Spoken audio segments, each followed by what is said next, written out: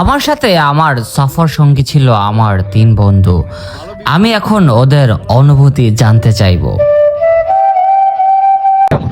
আমার অনুভূতি হচ্ছে 3 জনের গাড়ি দিয়ে 4 জন আইছি, ওই জায়গাতেই আটকে রয়েছে। ওই অনুভূতি থেকে আমি তো বাড়ি থাকিনি। আচ্ছা, এখান থেকে মিঠু কিছু বলো তুমি।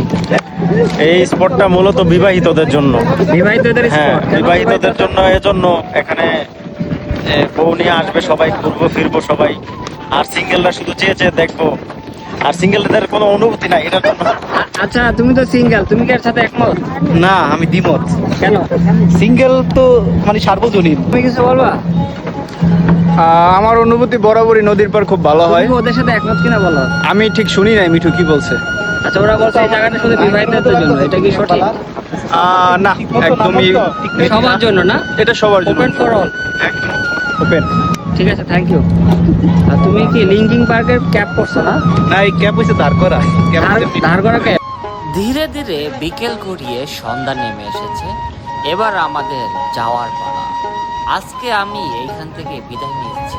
পরবর্তী ভিডিও আপলোড দিব নতুন কোনো জায়গা থেকে। সে পর্যন্ত সবাই ভালো থাকুন, সুস্থ থাকুন। আল্লাহ হাফেজ।